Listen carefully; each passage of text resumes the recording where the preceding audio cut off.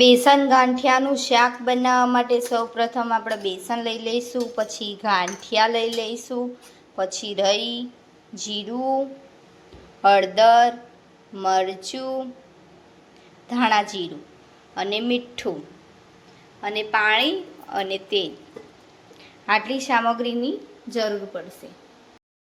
આપણે સૌપ્રથમ પહેલાં બેસન લઈ લઈશું, પછી બેસનમાં સહેજ પાણી એડ કરીશું બેસન ગાંઠિયાના શાક માટે. પછી આપણે એને હલાવતા જઈશું, થોડું થોડું હલાવતું જવાનું. થોડું થોડું પાણી એડ કરશો ને એટલે ગાંઠો નહીં રહે બેસનમાં.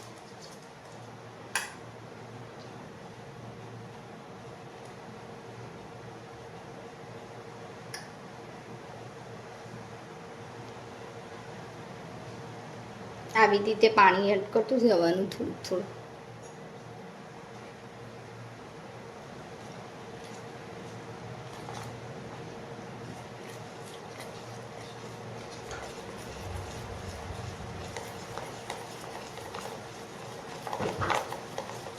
આમાં એવું હોય નહીં કે એક જ બાજુ હલાવવાનું, જે બાજુ તમારે હલાવવું હોય આમથી આમ આમથી આમ જે બાજુ હલાવવું હોય એ બાજુ હલાવી શકો, પણ ગાંઠો ના રહેવી જોઈએ. જે બાજુ હલાવવું હોય એ બાજુ હલાવી લો. આવી રીતે કરવાનું. અને દેખો આ રીતના સહેજ સહેજ ગોઠો રહી જાય તો તમે 5-10 મિનિટ બેસન ઢાંકીને મેકી રાખો. આ રીતના આમાં એવું હોય નહીં કે તમે ઢાંકીને રાખો, પણ જો આવી ગાંઠો થોડા લમ્સ રહી ગયા હોય તો તમે ઢાંકીને મેકી રાખો. નકો એવું કશું હોય નહીં કે ઢાંકીને મેકી રાખો, ઇન્સ્ટન્ટ બની જાય. તમારે હલાવવું પડે વધારે તો ગોઠો નહીં રહે. અમે એકદમ મસ્ત રીતે હલાવી દઈશું તો નહીં રહે. ઓછી મિનિટોમાં મસ્ત રીતે બની જાય અને બધા જ ખાઈ શકો. નાના છોકરા, મોટા, વૈડા બી, જેને બી તકલીફ પડતી હોય ચાવવામાં એ બી ખાઈ શકો. આપણે થોડું પાણી એડ કરીશું, પછી હલાવી દઈશું. હવે બધી ગોઠો નીકળી ગઈ છે. જે બેસનની વડી હોય પછી આપણે સહેજ હળદર એડ કરીશું,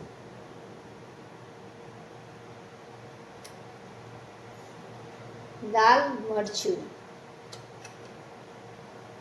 ધાણા જીરું,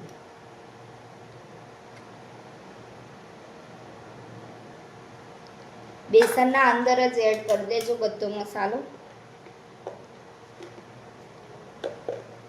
સ્વાદ પ્રમાણે મીઠું.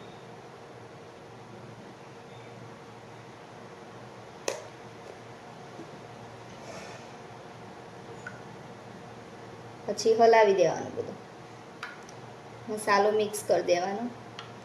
મસાલાની બી ગાંઠો ના રહે ચેક કરવાનું, જેથી તરત ચડી જશે, કારણ કે બેસન થીક થઈ જાય એટલા માટે.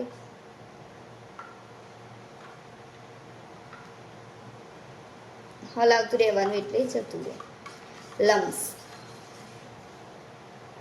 આવી રીતે મસ્ત હલાવી દેવાનું. અને આવી રીતે રહી જાય તો સહેજ આમ કરીને આમ દબાવશો ને એટલે મસાલો ઓગળી જશે. સૌ પ્રથમ આપણે ગેસ ઓન કરીશું, પછી કઢાઈ મૂકીશું. કઢાઈ મૂકી અને પછી તેલ એડ કરીશું.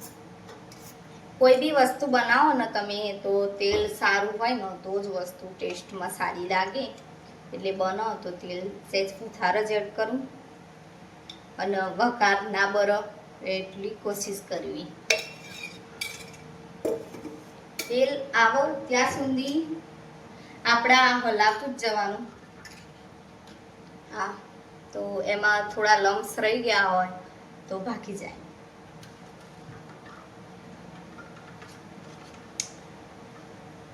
આપણું તેલ ગરમ થવા આવ્યું છે તો આપણે સૌ પ્રથમ એમાં કરીશું રાઈ એડ.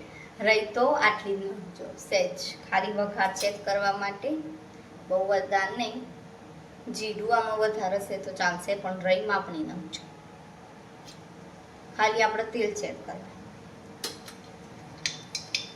અને હર હંમેશ હું કહું છું કે જીરું એડ કરો તારો ગેસ ધીમો કરી દેવાનો, કોઈ બી વસ્તુ બનાવો, કારણ કે જીરું જલ્દી બળી જાય. આપણે જીરું એડ કરી દઈશું. પછી આપણે બેસન એડ કરી દઈશું. બેસન એડ કર્યા પછી તરત જ પાણી એડ કરી દેવાનું. પછી હલાવી દેવાનું.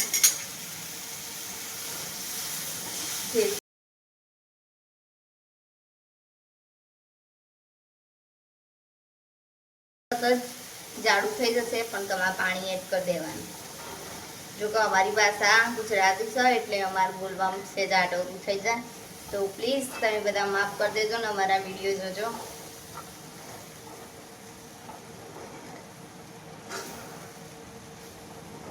આવી રીતે હલાવતું જવાનું, સતત હલાવતા જ જજો. પછી આપણે આમાં થોડુંક પાણી એડ કરીશું ફરી.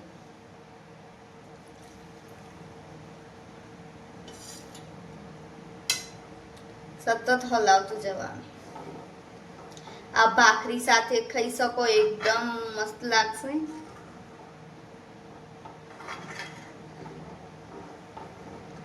ગાળું થતું જશે.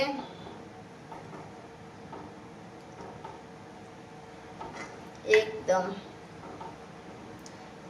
બહુ ગાળું નહીં થવા દેવાનું. તમારા તરત જ ખાવું હોય તો તમને કડક ભાવતું હોય તો તમે કરી શકો. અમને બહુ કડક નથી ભાવતું તો અમે કરીશું થોડું ઢીલું. આ સમયે તમે હવે એમાં ગાંઠિયા એડ કરો, જે આપણે ગાંઠિયા લીધેલા છે.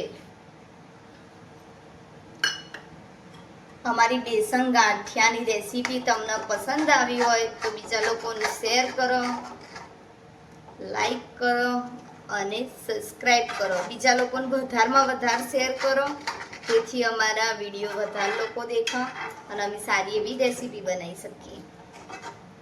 ડીએમ કુકિંગ શો, તમે મારા એક વિડીયો પર સરસ એવો રિસ્પોન્સ આપ્યો છો, તે વિડીયો સારો ચાલ્યો છે, તો આ વિડીયો પર સારો એવો રિસ્પોન્સ આપજો અને થેન્ક યુ. આવું જ થીક રાખજો, તમને ખાવાની મજા આવશે. અને બહુ ઢીલું બી ના કરતા, બહુ કડક બી ના કરતા. ઠંડુ થશે જ નહીં ભાવો, ગરમ ગરમ ખાજો, એકદમ ટેસ્ટી લાગશે. ભાખરી સાથે ખાઈ શકો, બાજરી રોટલા સાથે ખાઈ શકો, અને રોટલી સંગાત ખાવું હોય તો રોટલી સંગાત બી ખાઈ શકો, પણ વધારે ભાખરી સાથે સારું લાગશે. સવારમાં કોઈ ના હોય નાસ્તામાં તો ખાઈ શકો. નાના છોકરાને ખવડાવવું હોય તો આમાં મીઠું અને મરચું ઓછું નાખજો. બાકી તો રેડી છે. Like, share, subscribe. Thank you video જોવા માટે. આવી નવી રેસીપી જોતી હોય તમે કમેન્ટ કરીને કહી શકો. આવજો, સબસ્ક્રાઈબ કરતા જજો.